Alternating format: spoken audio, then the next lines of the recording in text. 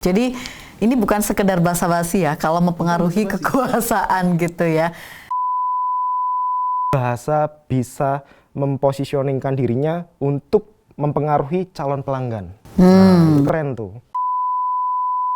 Bisa nih menebak kira-kira bahasa apa sih atau kosakata apa sih yang cuma dimiliki sama perempuan tapi nggak dimiliki sama laki-laki. Coba ditebak. Bahasa yang hanya dimiliki perempuan. Kosakata yang hanya dimiliki oleh perempuan tapi laki-laki tidak punya.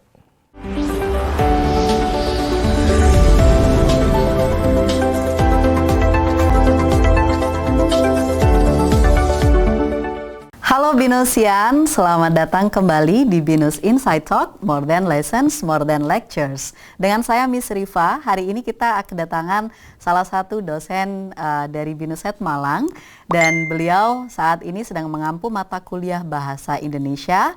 Mungkin teman-teman sudah pernah bertemu ya, mungkin di kelas bagi teman-teman yang ada di Binus Online, atau mungkin teman-teman di reguler. Ini dia dosen kita hari ini, Bapak atau Mister ya sebutannya, Mr. Pandu Median Pratama.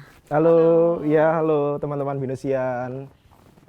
Mungkin bisa disapa para penggemarnya. Ya, Pak Pandu. Bagaimana kabar teman-teman Binusian? Semoga semuanya baik dan juga sehat selalu. Terima kasih sudah diundang di acara podcast pada hari ini. Oke, mungkin teman-teman sudah nggak asing dengan Pak Pandu. Panggilannya Mr. Pandu atau Pak Pandu ya Pak ya? Boleh Pak Pandu, boleh Mr. Pandu, yang mana aja. Mas Pandu juga boleh. Aduh, Mas Pandu. Kalau Mas kayaknya nanti di ini ya, abang-abang bakso ya, iya. Mas Pandu. Oke Pak Pandu, hari ini terima kasih sudah datang di Binus Inside Talk di sesi kali ini. Sama-sama. Dan hari ini kita ingin mengupas nih ekspertisnya Pak Pandu di bahasa Indonesia ya, di area bahasa Indonesia. Mungkin sebelum kita ngobrol, hari ini kita kasih judul yang lumayan seru ya. Apa Boleh. nih judulnya kalau bisa dikasih judul Pak Pandu nih? Oke, karena saya dari bidang bahasa, kita akan memulai acara ini dengan tema Basa-basi Bahasa. Oke, teman-teman selamat datang di Basa-basi Bahasa. Oke, jadi di Basa-basi Bahasa ini, ya. Pak Pandu, perkenalkan diri dulu deh. Siapa sih Pak Pandu itu? Ya, perkenalkan teman-teman, nama saya Pandu Median Pratama. Di Binus saya mengajar di mata kuliah Bahasa Indonesia, baik itu di reguler maupun di Binus Online. Sudah banyak beberapa jurusan yang saya ampu ya, diantaranya ada IBC, teman-teman dari Computer Science, DKV, Desain Interior, PR, hampir semuanya sudah kita ajar dan semuanya punya potensinya masing-masing dan saya senang ada di sana. Oke, jadi untuk teman-teman yang sudah pernah bertemu kayaknya dari lintas prodi dan sebagainya ya Pak Pandu ya. Mungkin kalau misalnya di episode sebelumnya saya berbincang sama Pak Gamal ya terkait bahasa Indonesia dan AI. Nah kalau misalnya bahasa Indonesia itu sendiri, kalau Pak Pandu itu lebih apa ya, mempelajari atau lebih expert di bahasa Indonesia di bagian apa sih Pak? Ya, terima kasih Miss Rifa. Jadi di bahasa Indonesia itu kalau kita belajar tentang bahasa Indonesia sebetulnya banyak sekali sub bidang keilmuan di dalamnya. Kalau dari saya itu ada linguistik, lalu analisis wacana, dan juga bahasa dan gender Miss Rifa. Mungkin ini sesuatu yang baru yang belum pernah dipelajari sama teman-teman mahasiswa. Tapi kalau di dalam kelas sebetulnya kita sudah mepet-mepet tuh ke arah sana. Nah, nanti gimananya nanti saya akan jelaskan lagi lebih lanjut. Oke, ada dua kayaknya poin yang menarik tadi. Jadi ekspertisnya Pak Pandu ini di analisis wacana. Betul. Dan juga bahasa dan gender. Yep. Kalau analisis wacana itu apa sih Pak yang dipelajari? Oke, baik. Jadi bukan dipelajari Pak Pandu ya? Bukan. Ya, dulu saya belajar tentang itu. Oh, gitu ya. Saya belajar tentang itu dulu, tapi ketika kita menjadi pengajar di kelas, mungkin teman-teman tidak merasa bahwa saya sebetulnya juga mengajar tentang analisis wacana di dalamnya. Analisis wacana itu sebetulnya adalah bidang bahasa, sub bidang keilmuan bahasa, yang mana bidang tersebut bisa mempengaruhi bahasa, dapat mempengaruhi kondisi personal seseorang, dapat mempengaruhi apapun yang diinginkan oleh seseorang, baik itu kekuasaan, marketing ya. Ya mungkin teman-teman yang ada di IBC pernah kita ngobrol-ngobrol tentang itu dan bagaimana bahasa bisa mempengaruhi kekuasaan seperti itu. Oh, jadi ini bukan sekedar basa-basi ya kalau mempengaruhi kekuasaan gitu ya. Seperti apa sih Pak contohnya? Oke, teman-teman mungkin yang sudah punya bisnis ya, bidang bisnis apapun itu lini bisnisnya, mau barang mau jasa, pasti ada bahasa yang dimanfaatkan di dalamnya. Entah itu dalam bentuk merek, entah itu dalam bentuk slogan Miss Rifa, entah itu dalam bentuk storytelling, semuanya bahasa. Artinya di situ bahasa punya kekuatan, bahasa adalah jurus paling manjur gitu ya, jimat paling ampuh gitu untuk mempengaruhi bagaimana calon konsumen bisa membeli barang atau jasa tersebut. Ya, bagaimana kita menjual kain batik misalnya, kita bisa bercerita menarik tentang storytelling batik. Kenapa warna ini yang dipilih, kenapa motif Garuda yang pada akhirnya dipilih juga gitu. Itu adalah kekuatan dari bahasa itu sendiri Miss Rifa. Bagaimana bahasa bisa mempositioningkan dirinya untuk mempengaruhi calon pelanggan. Nah, itu keren tuh. Oke, keren ya.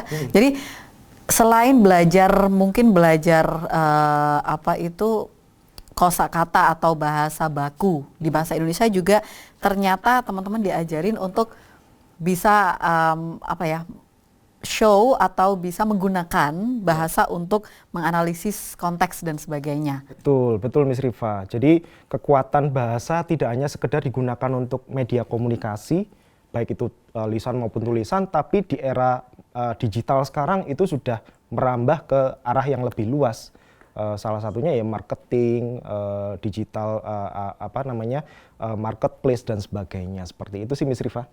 Oke. Kalau itu adalah terkait analisis wacana gitu ya. Kalau misalnya tadi expertise yang kedua atau bidang keahlian kedua itu Pak Pandu tadi menyebutkan bahasa dan gender. Nah ini saya dari bidang komunikasi curious gitu ya. Mungkin teman-teman juga curious gitu. Apa sih bahasa dan gender itu Pak? Iya. Apakah bahasa Indonesia itu ada gendernya? Nah, jadi sebetulnya ceritanya dulu tesis saya ketika saya masih menempuh magister itu topiknya tentang bahasa dan gender. Bagaimana bahasa perempuan dalam mengajar di kelas dengan bahasa yang bukan perempuan ketika mengajar di kelas pada saat itu seperti itu ceritanya. Namun kalau boleh saya jelaskan sedikit bahasa dan gender, jadi gini, bahasa itu juga memiliki mempengaruhi relasi gender juga. Artinya ada beberapa kosakata yang hanya dimiliki oleh gender perempuan. Nah, mungkin Miss Rifa sebagai perempuan bisa nih menebak kira-kira bahasa apa sih atau kosakata apa sih yang cuma dimiliki sama perempuan tapi nggak dimiliki sama laki-laki. Coba ditebak. Bahasa yang hanya dimiliki perempuan. Kosakata yang hanya dimiliki oleh perempuan tapi laki-laki tidak punya. Wah, saya nggak tahu. Mungkin teman-teman di sana bisa tuh ya. Bisa ditulis di komentar kira-kira apa sih yang bahasa female punya atau wanita punya tapi nggak dipunyai oleh gender laki-laki. Mungkin Pak Pandu bisa kasih. Saya nggak tahu.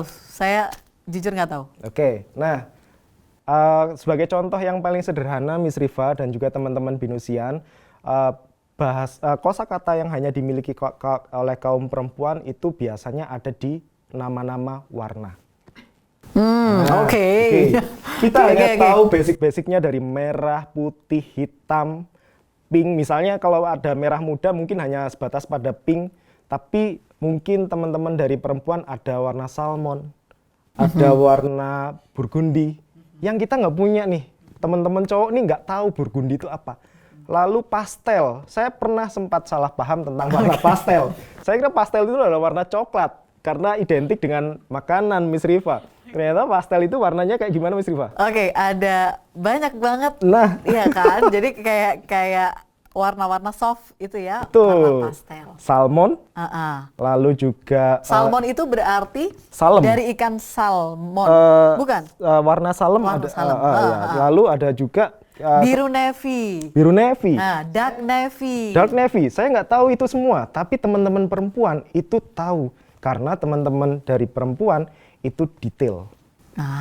Oke.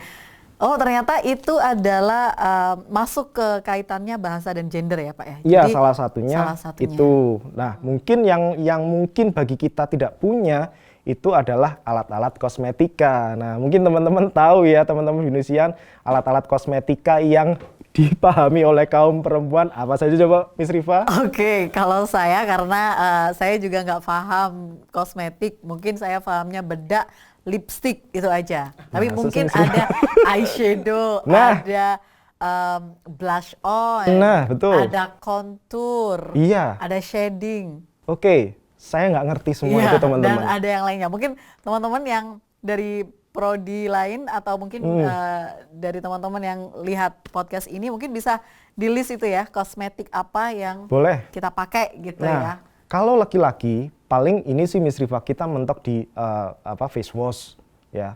Lalu juga toner. Mungkin sebagian laki-laki pakai toner. Ada juga yang pakai serum. Nah, seperti itu. Sunscreen udah mentok di situ. Tapi karena kebiasaan kita tidak menggunakan blush on, kita tidak menggunakan maskara, bahasa-bahasa seperti itu hanya dimiliki oleh teman-teman dari kaum perempuan seperti Miss Rifa. Oke. Ya. Jadi sebenarnya setiap hari kita itu apa ya Pak Pandu? Jadi setiap hari itu kita juga ada dimensi bahasa yang berbeda. Betul.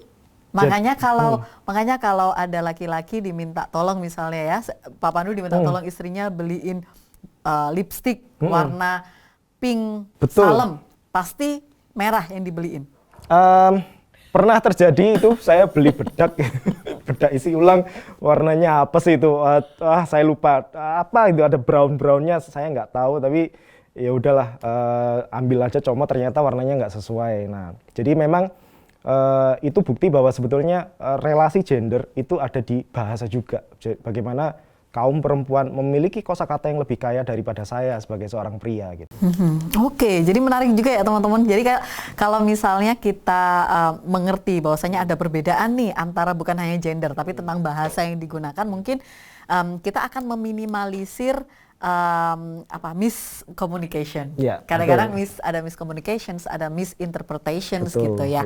Nah, kenapa sih Pak Pandu teman-teman itu atau teman-teman mahasiswa atau mungkin kita harus mengerti ada bahasa dan gender. Untuk apa sih pentingnya kita belajar itu? Nah, sebetulnya penting sih Miss Rifa dan juga teman-teman Venusian tentunya. Bagi teman-teman yang memiliki bisnis di bidang-bidang yang bersentuhan langsung dengan gender, sebetulnya ini peluang yang sangat bagus untuk teman-teman bisa mengembangkan lagi bagaimana misalnya nih teman-teman yang punya usaha jualan ya perbedakan tadilah ya, bagaimana sekarang teman-teman cowok juga udah mulai banyak tuh yang menggunakan bedak tabur untuk pemutih wajah dan sebagainya. Itu artinya barang-barang yang tadinya hanya dimiliki oleh kaum perempuan sekarang itu punya potensi yang besar untuk dimiliki oleh kaum pria.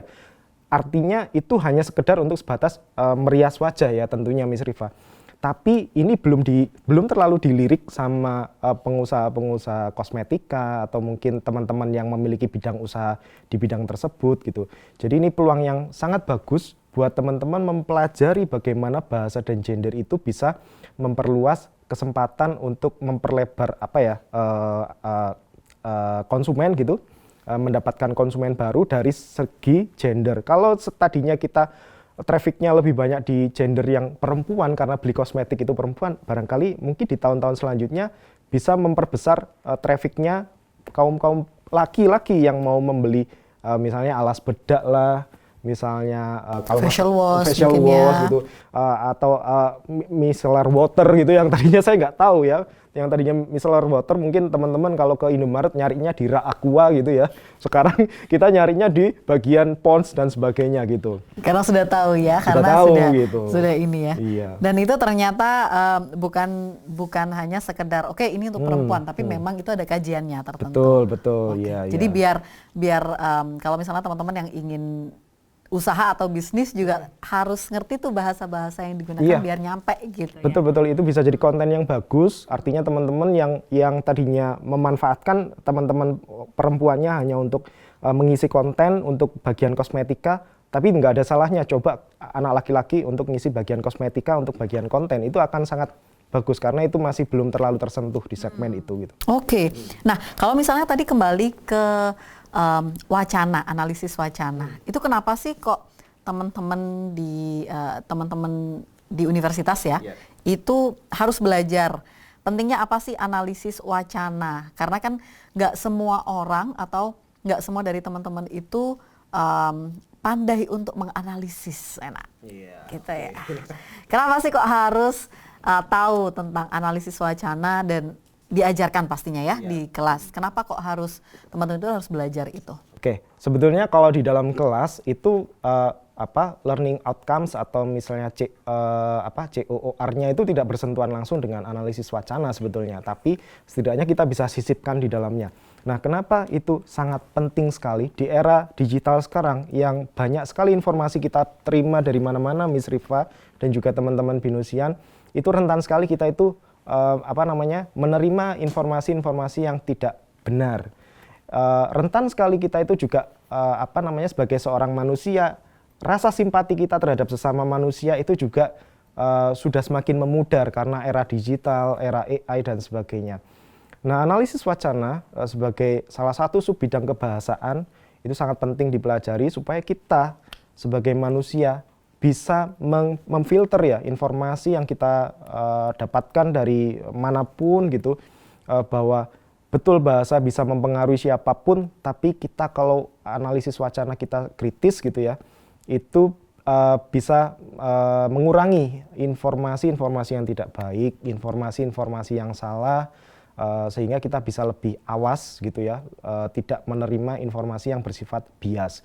Lalu bagi teman-teman yang memiliki usaha gitu, memiliki bisnis, analisis wacana kritis itu bagus banget nih, karena kita bisa menjadikan bahasa sebagai mempengaruhi orang lain, mempengaruhi calon konsumen. Bagaimana bahasa itu menjadi kekuatan utama dalam mempengaruhi konsumen. Entah itu ya seperti yang saya sebutkan tadi, dari storytellingnya, dari mereknya ya, seperti tema hari ini bahasa basi bahasa, itu kan sebenarnya juga analisis wacana juga. Kita mempengaruhi teman-teman supaya tidak terlalu serius melihat podcast ini sebagai podcast yang formal-formal banget gitu, Miss Rifa gitu kan.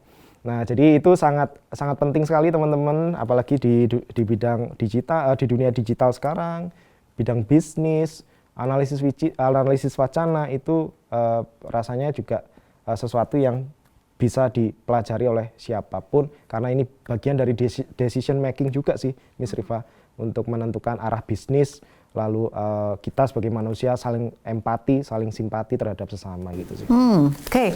Mungkin kalau misalnya teman-teman di yang nonton podcast nih, teman-teman Binusian atau mungkin teman-teman yang lainnya mau dicontohin gitu, analisis wacana. Satu aja mungkin yang simple, yang yang mungkin ternyata ini itu dari kita belajar bahasa Indonesia itu menganalisis wacana itu ini loh gitu. Mungkin satu simple example aja Pak Pan. Oke, mungkin kalau saya ingat-ingat ya, dulu ketika era telepon seluler masih sangat baru sekali, baru booming sekali, mungkin Miss Rifa juga ingat. Kita mungkin ingat dengan perang tarif antar operator. Ada yang 0,1 rupiah. Kalau anak-anak Gen Z sekarang mungkin nggak ngerti ya. Nggak ngerti Untuk teman-teman milenial dan juga mungkin bapak ibu yang lagi nonton, mungkin dulu pernah ya perang tarif. Perang tarif. Nah, ada yang 0,1 rupiah. Ada yang 0,001 rupiah. Itu sebenarnya analisis wacana sebenarnya, Miss Rifa. Ada yang 0,101 rupiah. Nah, itu mungkin kalau teman-teman bisa cari-cari di YouTube, banyak sekali iklan-iklan di awal-awal 2000-an seperti itu. Nah, itu adalah bagaimana sebuah industri provider seluler itu mencoba untuk menarik calon pelanggan sebesar-besarnya dengan cara memanfaatkan bahasa. Nah, dengan cara seperti itu, kita tahu bahwa siapa sih yang tertarik dengan 0,1 rupiah, siapa sih yang tertarik dengan provider 0,001 rupiah, dan siapa sih yang tertarik dengan provider yang 0,101 rupiah. Saat itu saya tertarik dengan 0,100 sih. Karena itu nolnya banyak. Dan saya masih ilmunya harus jam 12 malam. Betul ya. Jadi kalau sekarang kalian sudah dimudahkan dengan video call, kita dulu dan harus menunggu waktu jam tertentu. Sampai jam 4 subuh, saya masih ingat. Mungkin teman-teman yang lagi lihat podcast ini yang Gen Z mungkin nggak relate nggak ngerti, ya, tapi mungkin iya. tanya kepada kakak atau ibunya. Boleh. Itu iya. boleh ya. Iya, iya. Jadi itu adalah contoh kecil di mana bahasa bisa mempengaruhi kekuasaan, bahasa bisa mempengaruhi pangsa pasar. Jadi kekuatannya sangat mahal dahsyat, teman-teman. Gitu. Kalau misalnya sekarang, mungkin kalau saya bisa ambil contoh sekarang, itu di marketplace itu ada satu-satu. Satu-satu, dua-dua, ya, tiga-tiga, sampai 12-12. 4 sampai 12-12. Nah itu mungkin contoh lain ya, dari contoh lain. Analisis wacana yang digunakan oleh ya para pebisnis gitu untuk membisniskan biar laku gitu ya, atau beli satu gratis satu misalnya. Itu juga salah itu satu. analisis wacana. Iya, salah satu contoh analisis wacana. Nah, kalau misalnya sekarang kan kita hidup di AI, terus habis itu kita juga sometimes menggunakan bahasa Inggris dan bahasa Indonesia dalam satu diskusi. Misalnya ini tadi aja saya ada beberapa yang menggunakan bahasa Inggris, misalnya betul. Nah, kalau Pak Pandu lihat mungkin di kelas gitu ya, atau mungkin di publik gitu, penggunaan bahasa Indonesia sama bahasa Inggris, itu menurut Pak Pandu gimana sih analisisnya? Saya coba analisis aja nih. Oke, jadi sebetulnya kita semua sama sih, Miss Rifah ya. Dalam ruang-ruang publik terutama, kita itu sebetulnya tidak memiliki keterpaksaan bahasa tertentu sebetulnya. Dan bahkan Kementerian melalui Badan Pengembangan dan Pembinaan Bahasa, siapapun yang ada di ruang publik boleh menggunakan bahasa apapun ya, asal tahu situasinya. Nah, yang sekarang kita rasakan, Miss Rifah, mungkin Miss Rifah sendiri juga merasakan itu, anak-anak kita ya, binusian-binusian ini terutama, itu lebih tahu istilah bahasa Inggrisnya daripada istilah bahasa Indonesianya. Oh, really? Nah, ya, betul ya. Mungkin contoh yang paling mudah, alat-alat IT ya, barang-barang komputer itu pasti banyak yang lebih tahu istilah bahasa Inggrisnya daripada bahasa Indonesianya. Mungkin mungkin sebagian besar banyak yang sudah tahu istilah tetikus untuk mouse gitu ya, papan ketik untuk keyboard. Tapi ada nggak teman-teman yang tahu istilah papan induk? Papan induk.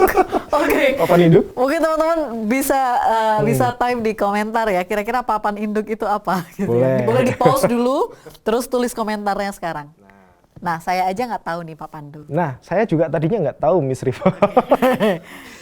Jadi papan induk. Ya. Oke, papan induk adalah? Papan induk adalah motherboard. Motherboard? Iya. Oke. Itu adalah padanan istilah dalam bahasa Indonesianya dari motherboard. Oke. Banyak sebetulnya, Miss Riva, istilah-istilah asing yang kita tahu asingnya daripada Indonesianya. Ya, drive-thru, Miss Riva. Apa kalau dalam padanan bahasa Indonesianya? Nah, drive-thru nggak tahu. Nggak tahu. Ya, saya tadinya juga nggak tahu, teman-teman. Tapi karena belajar kita jadi tahu, yaitu lantatur. Apa? Lantatur. Lantatur, kayak bahasa Arab ya. Lantatur gitu ya, bukan ya? Bukan. Lantatur itu sebetulnya singkatan dari layanan tanpa turun. I see. Lantatur. Nah, Oke. itu adalah bahasa Indonesianya dari drive-thru. Oke. Ya, cuman sayangnya banyak instansi negara yang masih menggunakan istilah asing daripada Indonesianya. Misalnya kalau kita ke Samsat, Miss Riva, kalau kita ke Samsat itu kan masih pakai Samsat drive-thru gitu kan. Ya, masih menggunakan istilah-istilah seperti Harusnya itu. lantatur. Lantatur, layanan tanpa turun. Lantatur. Oke, mungkin habis ini ya pemerintah daerah dan juga pemerintah pusat mungkin ada layanan lantatur gitu ya. Kita pakai lagi tuh Boleh. bahasa. Iya. Ada lagi nggak Pak yang sehari-hari? Banyak Miss Rifa, VIP. VIP, Iya. oke. Taunya VIP kan? Ya, Tapi tahu nggak Naratama?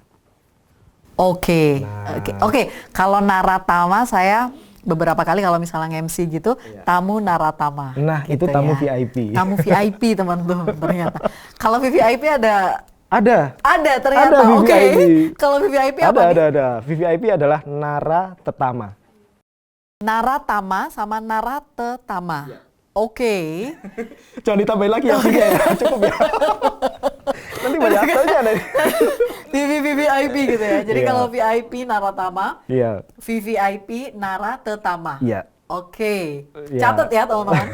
Jadi kalau misalnya sekarang mau ada gawe gitu ya, anak PR nih biasanya mau Iya. ada event, kita sekarang nggak pakai VIP dong ya, kita pakai Iya, Naratama. Naratama. Itu istilah Indonesianya, Miss Rifa. Oke. Kalau yang di sehari-hari ada lagi nggak Pak yang Kalau sehari-hari ya banyak sih sebetulnya Miss Rifa. upload ya? Kita ya, seperti yang di itu, sesi gitu. lalu itu saya belajar sama Pak Gamal itu Betul. ada download. Betul, dan juga ketika kita masuk di era pandemi, Miss Rifa, itu padanan bahasa kosakata kita itu makin kaya sebetulnya. Karena masuknya pandemi, banyak istilah-istilah Asing ya? yang diindonesiakan gitu ya, seperti coronavirus, COVID-19, itu sebenarnya kan istilah asing yang sudah diindonesiakan.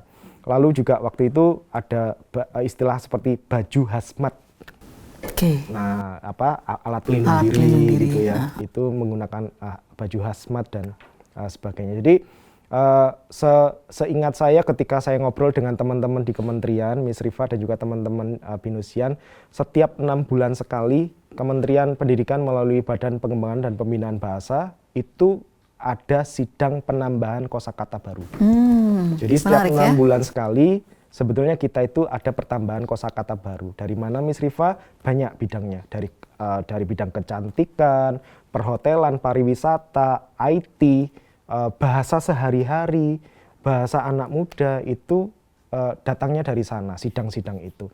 Jadi bahasa kita semakin kaya dan itu menjadikan peluang kita untuk bisa menebar jala sebesar-besarnya ketika kita berbisnis seperti yang kita bicarakan tadi di awal, itu semakin besar pula gitu. Oke, menarik banget ya. Jadi teman-teman nanti bisa dikepoin kalau di sesi sebelumnya itu saya dengan Pak Gamal spill pasti gitu ya. Iya, Jadi padanan aplikasi yang tadi disebutkan oleh Pak Pandu juga, jadi teman-teman bisa ngecek tuh padanan kata bahasa Inggris, bahasa Indonesianya apa sih gitu ya. Jadi nanti bisa digunakan dan bisa diaplikasikan. Oke Pak Pandu, jadi ada mungkin last questions dari saya, itu kan biasanya kita sering menemui teman-teman itu entah itu di artikel ilmiah atau mungkin di penulisan skripsi, itu ada kesulitan untuk membedakan antara mana kata-kata yang digabung dan mana kata-kata yang dipisah. Mungkin salah satu contohnya nih, ada kata-kata di mana, itu digabung atau dipisah. Nah itu boleh dong Pak kita dikasih tips dan trik atau kisi-kisi mana yang harus disambung dan mana yang harus dipisah. Iya, Indonesian. Di yang disambung dengan di yang dipisah itu gampang cara ngelihatnya. Kalau di itu bisa berubah menjadi maka dinya disambung. Contoh, disapu pasti bisa berubah menjadi menyapu. Nah, gampang kan? Atau dimakan bisa berubah menjadi memakan. Pasti disambung. Nah, kalau di yang dipisah itu di yang tidak bisa disambung diubah menjadi Seperti di Surabaya, apakah ada menyurabaya? Nggak ada. Tidak ada. Ya.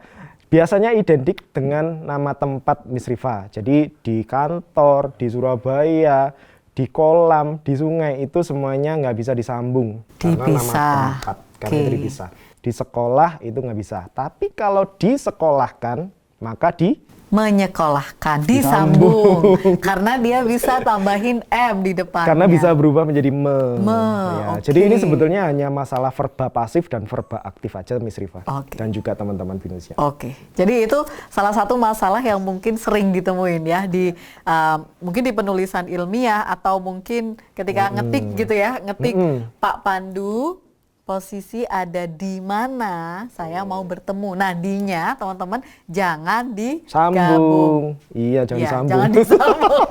Jangan disambung atau Iya. jangan digabung. Terus, kamu di mana itu jangan disambung karena nggak bisa. Kamu mana gitu ya, nggak bisa. Jadi teman-teman ingat kalau nulis skripsi, kalau nulis artikel ilmiah, ingat apakah ini bisa dirubah menjadi atau tidak. Kalau diubah berarti disambung. Kalau nggak bisa diubah berarti teman-teman pisahkan aja kayak bubur itu ya.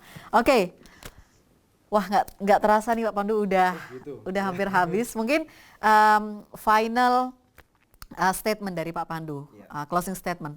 Monggo silakan.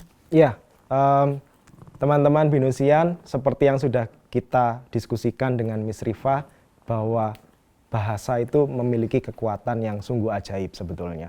Kalau kita sekarang di era global sekarang ya, kita sedang panas karena banyak perang gitu ya, dengan menggunakan senjata, ada yang menggunakan tank, baja, atau bahkan mengembangkan nuklir menjadi sebuah senjata. Hari ini kita ingin memastikan bahwa bahasa adalah senjata yang paling ampuh bagi umat manusia. Karena dengan bahasa kita bisa mengubah pola pikir. Dengan bahasa kita bisa membuat kondisi psikologis dari seseorang itu menjadi berubah, dan dengan bahasa kita juga bisa membuat sebuah keputusan, bahkan bisa mengubah kekuatan dari kepemimpinan seperti itu ya. Jadi intinya bahasa adalah senjata yang paling ampuh sesungguhnya dibandingkan alat-alat perang yang hari ini kita lihat. Seperti itu, Miss Rifa. Baik, terima kasih Pak Pandu. Kita kasih aplaus virtual kepada Pak Pandu. Terima kasih atas sharing hari ini. Saya meng-quote di last statement-nya Pak Pandu. Tadi, bahasa adalah senjata. Jadi mari teman-teman kita lestarikan bahasa Indonesia sebagai warisan budaya Indonesia. Terima kasih sudah menonton sesi kali ini, dan jangan lupa teman-teman bisa komen kira-kira next mau bahas apa sih dengan dosen siapa gitu ya. Terima kasih sekali lagi untuk kebersamaannya di Binus Insight Talk, more than lessons, more than lectures. Sampai jumpa di sesi selanjutnya.